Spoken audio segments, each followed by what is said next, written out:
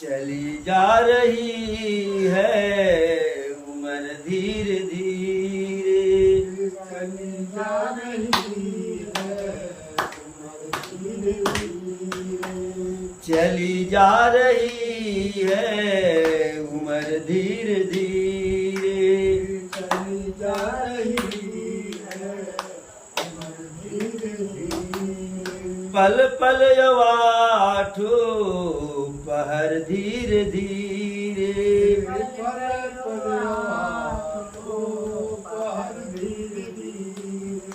पल पल यवाठो पहर धीरे धीरे,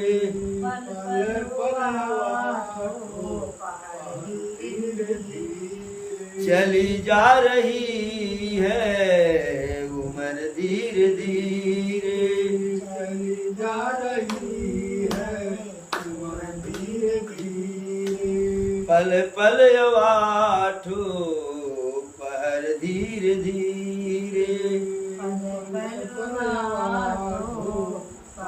धीरे धीरे, बचपन भी जाए जवानी भी जाए, बचपन भी जाए जवानी भी जाए, बचपन भी जाए यो बचपन भी जाए, बचपन भी जाए और बचपन भी जाए, बचपन भी जाए यो बूढ़ा जवानी भी जाए, बचपन भी जाए जवानी भी जाए, बचपन भी जाए जवानी भी जाए, बचपन भी जाए जवानी भी जाए, बुढ़ापे का होगा असर धीरे धीरे, बुढ़ापे का होगा असर धीरे धीरे, बुढ़ापे का होगा असर धीरे धीरे, बुढ़ापे का होगा असर धीरे धीरे, चली जा रही है उम्र धीरे धीरे, चली जा रही है उम्र धीरे धीरे, तेरे हाथ पाँव में बल ना रहेगा, तेरे हाथ पाँव में बल ना रहेगा, तेरे हाथ पाँव में बल ना रहेगा, तेरे हाथ पाँव में बल ना रहेगा, बल ना रहेगा प्यारे बल ना रहेगा, बल ना रहेगा प्यारे बल ना रहेगा, झुकेगी तुम्हारी कमर धीरे धीरे, झुकेगी तुम्हारी कमर धीरे धीरे, झुकेगी तुम्हारी कमर धीरे धीरे, झुकेगी तुम्हारी कमर धीरे धीरे, चली जा रही है उम्र धीरे धीरे, चली जा रही है उम्र धीरे धीरे, शिथिल अंग होंगे सब एक दिन तुम्हारे, शिथिल होंगे सब एक दिन तुम्हारे, शिथिल अंग होंगे सब एक दिन तुम्हारे, शिथिल अंग होंगे सब एक दिन तुम्हारे, एक दिन तुम्हारे प्यारे एक दिन तुम्हारे, एक दिन तुम्हारे प्यारे एक दिन तुम्हारे, चिरमंद होगी नजर धीरे धीरे, निर्मल होगी नजर धीरे धीरे, चिरमंद होगी नजर धीरे धीरे, निर्मल होगी नजर धीरे धीरे, चली जा रही है उम्र धीरे धीरे, चली जा रही है उम्र धीरे धीरे, पल पल अवाठो पहर धीरे धीरे पल पल वाठो पहर धीरे धीरे बुराई से मन को तू अपने बचा ले बुराई से मन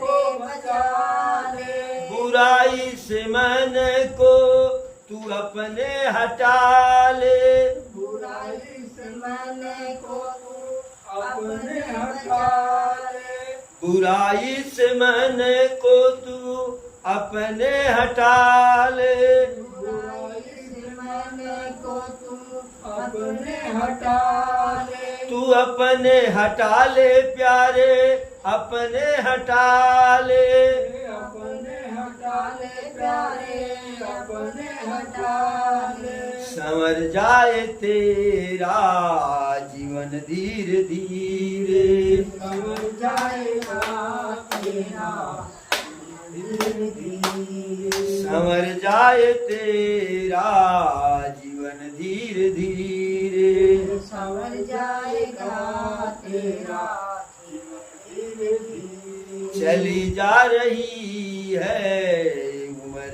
धीरे धीरे चली जा रही है उम्र धीरे धीरे पल पल अवाठो पहर धीरे धीरे पल पल वाठो पहर धीरे धीरे भजन कर हरि का तू पल पल वो प्यारे भजन कर हरि का पल पल प्यारे भजन कर हरि का तू पल पल वो प्यारे भजन कर हरि का पल पल प्यारे फिर मिल जाए सजन धीरे धीरे फिर मिल जाए सजन धीरे धीरे फिर मिल जाए सजन धीरे धीरे फिर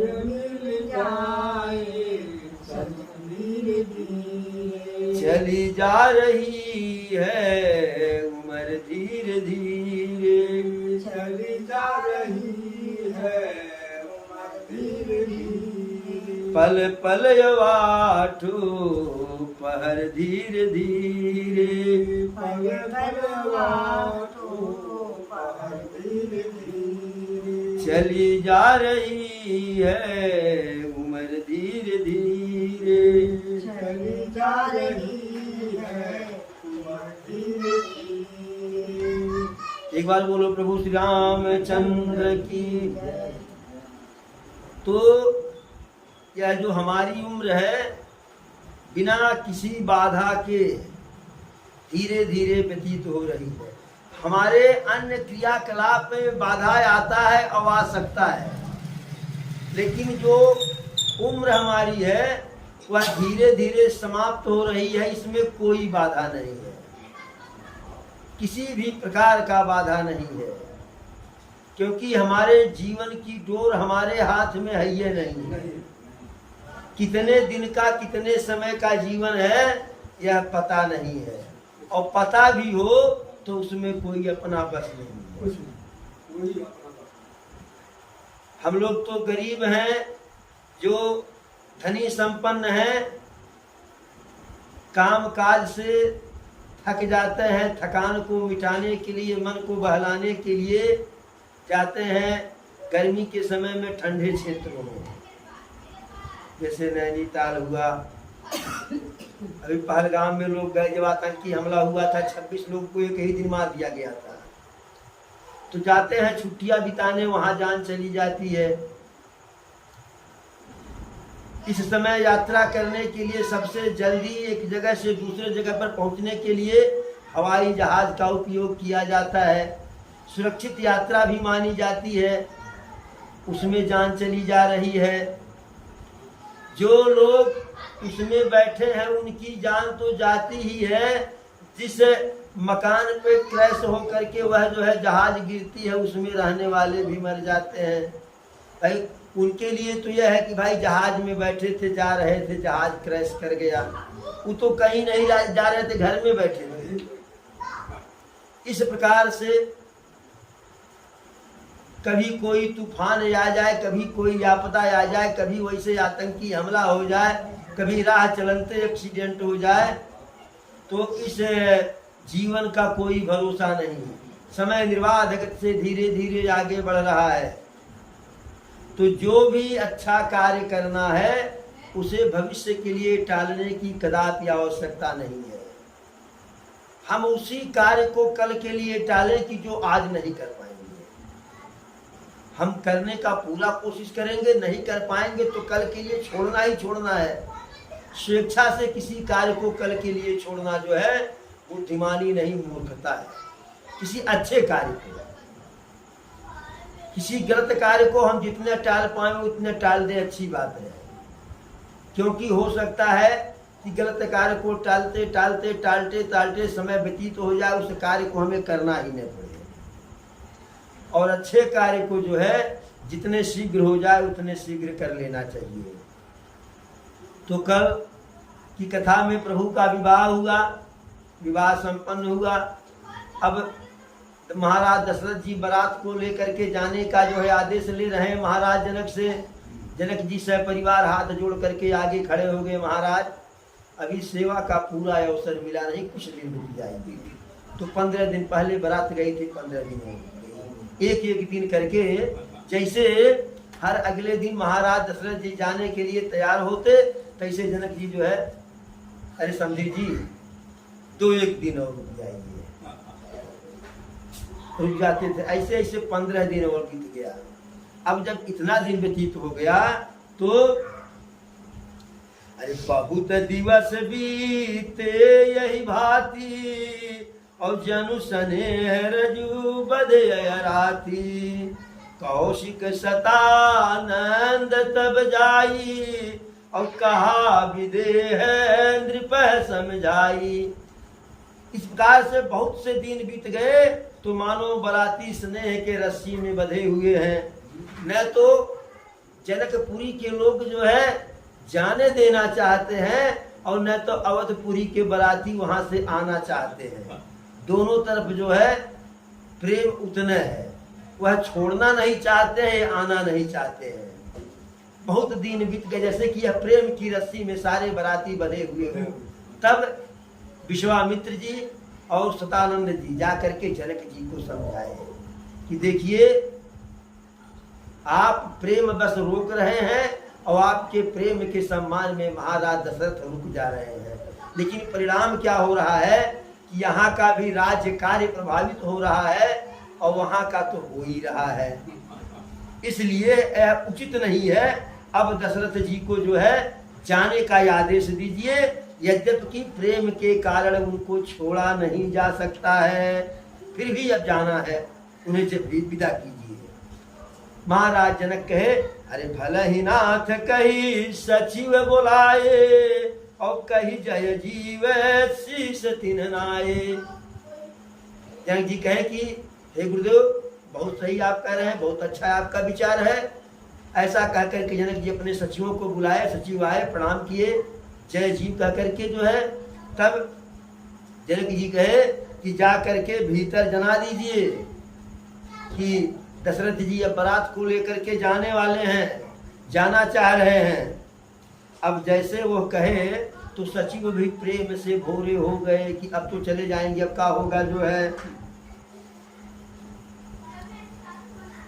अब जैसे जैसे जिसके कान में यह बात पड़ी कि अब बाराती यहाँ से जाएंगे, दशरथ जी बारात को लेकर के विदा होने वाले हैं जो है, वह प्रेम में जो है विह्वल हो गया जो है। और जनक जी आदेश दिए कि जितने वाहन हैं, हर वाहन में खाने की वस्तु जो है, मिष्ठान इत्यादि, चूरा दही सब लदवा दिया जाए। हाँ, रास्ते भर खाते पीते जाएं, जो रास्ते में मिले उसको भी खिलावे, और जो बचा रह जा करके अवधपुरी में लोग खाएं जो है। और जब बारात जा रही थी तो जगह जगह पर तंबू कनात महाराज जनक लगवाए थे। अब बारात जाने लगी तो भी उसका निरीक्षण करवाए कि जा करके देखिए सही सलामत है कि नहीं, कुछ गड़बड़ी हो सही करवा दीजिएगा। इस प्रकार से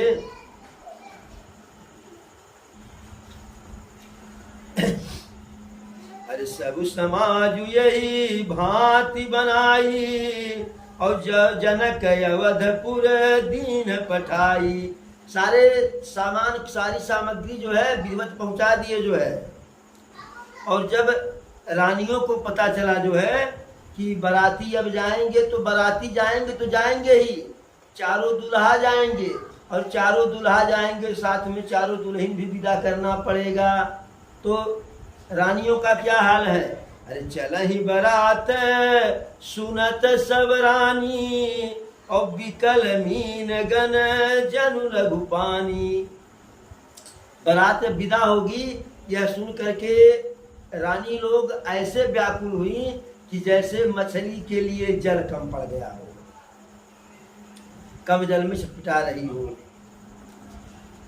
बार बार सीता जी की माता सुनैना सीता जी को गोद में ले रही हैं, सुंदर सुंदर सीख दे रही हैं, समझा रही हैं और कह रही हैं अरे हो यहु संतत पियहि प्यारी और चिरु अहि बात यशीस हमारी। सदैव अपने पति के लिए प्रिय रहना और तुम्हारा अहिबात सदैव चिरंजीव रहे, हमेशा अमर रहे, यह मेरा आशीर्वाद है। सास ससुर का सेवा करना और पति के रुख को समझ करके उनके अनुसार कार्य करना, नाना प्रकार का जो है सदुपदेश दे रही हैं।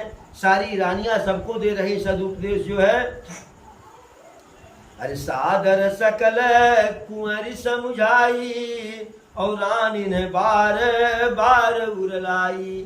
सारी राजकुमारियों को, चारों राजकुमारियों को बढ़िया बढ़िया सुंदर सुंदर सीख देती हैं, समझाती हैं और बार बार हृदय से लगाती हैं, फिर बार बार भेंटती हैं। अंततो गत्वा माता सुनैना कहती हैं अरे बहुरी बहुरी भेंट ही महतारी और कहीं बिरंची रचिए कतनारी। बार बार भेंटती है, बिलक करके माता सुनैना कहती है विधाता आपने स्त्रियों की रचना ही क्यों की कि उनको एक दिन कन्याओं को घर से विदा करना पड़ता है।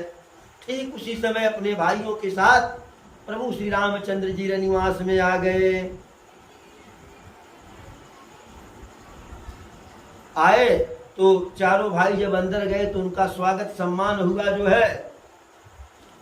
और जा करके कहते हैं कि हमें महाराज भेजे हैं विदा होने के लिए, कि नहीं कहे कि दुल्हन को लेकर के विदा होना है, कहे कि अरे राउ अवधपुर चाहत सिधाए और विदा होन हमें यहाँ पठाए। महाराज दशरथ जी यानी हमारे पिताजी अब अयोध्या को जाना चाह रहे हैं और हमें भेजे हैं कि जा करके सबसे मिल मिला करके आ जाओ जो है। मातु मुदित मन आय सुदेहु और बालक जानी करब नित नेहु। माता अब हम लोग चल रहे हैं तो प्रसन्न मन से आशीर्वाद दीजिएगा और हमें बालक जान करके सदैव हमारे ऊपर, हम चारों भाइयों के ऊपर अपना स्नेह बनाए रखिएगा। इस वचन को सुन करके रनिवास में बिल्कुल व्याकुलता भर गई, हर कोई बिलखने लगे, रोने लगे जो है। तो अंततो गत्वा चारों राजकुमारियों को चारों राजकुमार के साथ जो है विदा कर दिया गया। कर विनय सिय राम ही समर पिय जोरी कर पुनि पुनि कह बलि जाऊं तात सुजान तुम कहूँ विदित गति सब किय परिवार पुरजन मोहि राजहि प्राण प्रिय सिय जानवी तुलसी सीलु स्नेह लखि निज की करिय करिमानवी। बार बार माता सीता जी की माता जो है प्रभु श्री राम से हाथ जोड़ करके विनती करती हैं, कहती हैं पुत्र तुम तो सबके जो है मन की बात को जानते हो, सबके हृदय के बात को जानते हो। जो जानकी है पूरे नगर में, पूरे परिवार में सबके लिए, राजा महाराजा सबके लिए प्रिय हैं जो है। और हे तुलसीदास के स्वामी, इसके शील और स्नेह को देखकर इसे अपनी दासी करके मानिएगा। फिर कहती हैं, तुम परिपूर्ण काम जान शिरोमणि भाव प्रिय, जन गुण गाहक राम दोष दलन करुणायतन।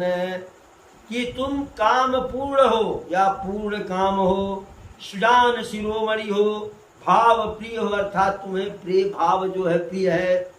हे राम, तुम भक्तों के गुणों को ग्रहण करने वाले हो और उनके दोषों को नष्ट करने वाले। भक्त में गुण है तो भक्त का गुण ही तुम्हें दिखाई पड़ता है, भक्त का दोष दिखाई नहीं पड़ता है। ऐसा कह करके प्रभु के चरण कमलों में माता सुनैना जो है लिपट गई जो है।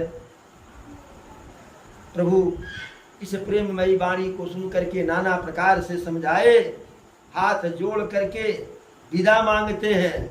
राम विदा मांगत कर जोरी, और कीन प्रणाम बहोरी बहोरी। बार बार प्रणाम करते हैं, हाथ जोड़ करके कहते हैं अब जाने दीजिए, विदा कीजिए जो है। आशीष पाए चारों भाइयों के साथ जो है चारों राजकुमारियों को लेकर के निकले। लेकिन जानकी जी की बात दूसरी है। सुख सारिका जान किया जाए, और कनक पिंजर ही राखी पढ़ाए। व्याकुल कहीं कहाँ बय देही, सुन धीरज परिहर इनके। माता जानकी तोता मैना जिलाई थी पिंजड़े में। अब जब जानकी जाने लगी जो है तो वह सबके सब व्याकुल है, पिंजड़े में से ही कह रही है कि तोता मैना कि कहाँ सीता जी है, कहाँ सीता जी है। तो ऐसे प्रेम को देख करके कौन नहीं व्याकुल हो जाएगा। जब इस प्रकार से पशु पक्षी व्याकुल है सीता के लिए, तो मनुष्य दास दासी इनकी क्या दशा होगी। और इधर जनक जी के पास से आए प्रभु, विदा हो मैंने सीता जी को लेकर के जो है कि इनसे भी विदा हो लिया, प्रणाम आशीर्वाद हो जाए जो है। तो यद्यपि जनक जी को विदेह कहा जाता था, देह जनित चिंतन देह जनित मोह जनक जी के पास नहीं था। उनका सारा चिंतन सारा मोह आत्मिक था, शारीरिक कुछ भी नहीं था। फिर भी जो है सीय बिलो की धीरता भागी, और रहे कहावत परम विरागी। लीन राय उर लाई जानकी, और मिटिय महामर जाद ज्ञान की। जो परम विरागी कहलाते थे, परम बैरागी, लेकिन सीता के विदाई के अवसर पर उनका धैर्य जवाब दे दिया जो है। हाथों से उठा करके सीता जी को हृदय से लगा लेते हैं। ऐसा लगा कि जैसे ज्ञान की सारी महिमा जो है समाप्त हो गई, सारी मर्यादा समाप्त हो गई जो है। जो सचिव इत्यादि थे, अरे महाराज आप यह क्या कर रहे हैं, यह अवसर नहीं उचित है। लेकिन अवसर का विचार भी नहीं किए जो है। बारही बार सुताउर लाई, और सजी सुंदर पाल की मंगाई। बार बार चारों पुत्रियों को हृदय से लगाते हैं, उसके बाद सुंदर पालकी मंगा करके उसमें बैठा करके तब विदा करते हैं। नाना प्रकार से समझा बुझा करके विदा करते हैं।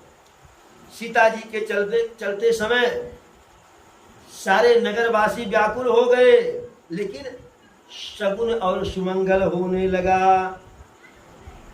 महाराज जनक जी और सारे सचिव बारातियों को पहुंचाने के लिए आए जो है। और इधर जब बारातियों को लगा कि अब जाने की बारी है, तो बाराती तो पहले मगन थे, अब घर जा रहे हैं और मगन है। तो हमारे खुशी में घमड़ घमड़ बाजा बजाने लगे जो है। लेकिन जेकर बिठीवा विदा होला तो करे बजवानी। जैसे जब बारात आती है तो बाजा अच्छा लगता है, लेकिन जब बिटिया की विदाई होती है तब बाजा या गीत गवनई या ऐसा पटुआ की चाल है, वैसे पटुआ की चाल है, यह अच्छा नहीं लगता है। और बर पक्ष वालों को जो है कन्या पक्ष के इस भाव को समझने में समझ नहीं पाते हैं कि जिस बिटिया को 20 साल 25 साल पाल करके विदा किया जा रहा है और दादा माई का कलेजा फाट जाता है कि रह जाता है, तो उधर बाजा बजने लगा जो है। दशरथ विप्र बोल सबलीने और दान मान परिपूरन कीने। सारे ब्राह्मण बंधुओं को विप्रों को बुला करके जो जनकपुरी में थे, दशरथ जी सबका सम्मान किए, सबको दान इत्यादि दिए जो है। सारे ब्राह्मणों के चरणों में प्रणाम किए, उनके रज को शीर्ष पर लिए और उनका आशीर्वाद लेकर के गौरी गणेश का सुमिरन करके सारा मंगल होते हुए जा रहा है। ऊपर से देवता लोग पुष्प की वर्षा कर रहे हैं, ऊपर से भी बाजा बज रहा है। अब चलने की बारी आ गई। बार बार प्रेम सहित जनक जी को और सचिवों को फेर रहे हैं कि अब हम लोग चल रहे हैं, आप लोग जाइए, लेकिन सब बार बार आगे बढ़ रहे हैं, थोड़ी दूर और जो है। इस प्रकार से बड़ी दूर तक लोग पहुंचाने के लिए आइए। जब बहुत दूर आगे निकल गए तब विदेह बोले कर जोरी और बचन सने हैं सुधा जन बोरी। करव कवन विधि विनय बनाई और महाराज मोहिदीन बढ़ाई।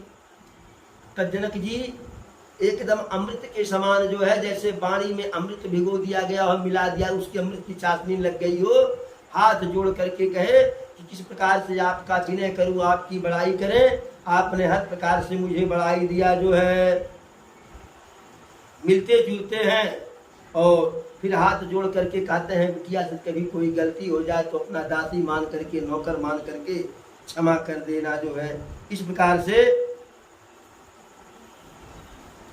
अब बारात वहाँ से चल दी जो है और जहाँ जहाँ रुकने की आवश्यकता पड़ी तहाँ तहाँ बारात रुकी जो है। बार बार कर विनय बढ़ाई रघुपति चले संग सब भाई। जनक गहे कौशिक पद जाई चरण रेणु सिर नयन बलाई। बीच बीच बरवास करी मगलो गण सुख दे। अवध समीप पुनीत दिन पहुँची आई जने। जहाँ जहाँ रुकने का स्थान था, रुकने की आवश्यकता थी, वहाँ वहाँ बारात जो है रात में निवास की। और रास्ते में जो भी नगर गांव पड़ रहा है, उस गांव के नगर के लोगों को प्रभु श्री राम की सुंदरता देख करके, चारों भाइयों की सुंदरता देख करके, सुंदर बारात को देख करके, चारों राजकुमारियों, चारों नई नई बहुओं को देख करके सब अति प्रसन्न हो रहे हैं। सबको सुखी सुख प्रदान करते हुए बारात आगे बढ़ी जो है और पहुंच गई जो है अयोध्या के समीप। हने निशान पनव बर बाजे और भेरी शंख धुनी है गय गाजे। झांझ बिरव डिंड बिय सुहाई और सरस राग बाजई सहनाई। जब रात अयोध्या की सीमा में पहुंच गई जो है, सरजू मैया के तट पर, तो नगाड़ों पर चोट पड़ने लगी, सुंदर ढोल बजने लगी, फेरी और शंख की आवाज आने लगी, हाथी घोड़ा गरजने लगे और विशेष प्रकार का सुंदर शब्द करने वाले सुंदर आवाज का जो है झांझ और डफली बजने लगी, सहनाई बज रही है। अब इस आवाज को सुन करके अयोध्यापुरी के लोग समझ गए कि बारात अब आ रही है, पहुंचने वाली है। तो लोगों ने अपने अपने घर को खूब बढ़िया सजा दिया। राजमहल की बातें छोड़ दीजिए, गली गली में जो है चौका पूरा गया, गली गली को सजाया गया जो है। हर जगह पे शुभ के लिए जो है केला इत्यादि के पेड़ों को लगाया गया कायदे से। आम का पल्लो जगह जगह पर लगाया गया, ध्वज पताका तोरण लहराया गया जो है। भूप भवन ते ही अवसर सोहा रचना देखी मदन मनु मोहा। पूरी अयोध्या सजाई गई है, लेकिन महाराज दशरथ का जो भवन है, विशेष करके राजमहल है, वह इतना शोभायमान है कि उस सुंदरता को देख करके कामदेव का मन भी क्षोभित हो रहा है। अब चूंकि एक तो प्रभु श्री राम का की राजधानी, ऊपर से जो है प्रभु तो खुद सब कुछ है, ऊपर से रिद्धि सिद्धि की मलकिन सीता जी भी वहीं आ रही हैं। तो वहाँ की सुंदरता, वहाँ के वैभव सौंदर्य ऐश्वर्य विलास की कोई बातें नहीं है। इस प्रकार से बारात आई तो सारे नगरवासी बारातियों को क्या विशेष करके दुल्हा दुल्हन को देखने के लिए दौड़ पड़े जो है। तो हर किसी ने देखा, सबका जो है मान सम्मान करते हुए प्रभु धीरे धीरे अंदर को प्रवेश किए जो है। ब्राह्मण इत्यादि को दान दक्षिणा दे करके विदा किया गया। अब शाम हुआ तो दशरथ जी रानियों से कहे कि ऐसा है कि नई नई वधुएं हैं, कम उम्र की हैं और रास्ते के यात्रा में थकी हुई हैं, तो अति शीघ्र जो है इन सबको भोजन भजन कराओ और बच्चों को सोने की व्यवस्था कराओ। तो इस प्रकार से पुत्र और पुत्र वधुओं को राजमहल के अंदर करके दशरथ जी पुनः बाहर आए और जितने लोग थे सबको संतुष्ट किए, सबको विदा किए। विश्वामित्र जी जो है जाना चाह रहे थे, हाथ जोड़ लिए कि आपके चलते तो यह शुभ दिन आया जो है, कृपा करके अभी आप मत जाइए। तो इस प्रकार से विवाह का कार्य संपन्न हो गया। तो आज की कथा को यही विराम दिया जाए। कल प्रभु के राज्याभिषेक की तैयारी होगी और उसमें खलल पड़ेगा, पूर्ण नहीं पड़ेगा तो प्रभु के वनवास की कथा कही जाएगी। तो एक बार बोलो प्रभु श्री रामचंद्र की, पवन सुत हनुमान की, सीता मैया की, चारों भैयन की, चारों मैयन की, अपने अपने माता पिता की, अपने अपने गुरु गोविंद की, धर्म की, अधर्म का, प्राणियों में विश्व का हर हर महादेव।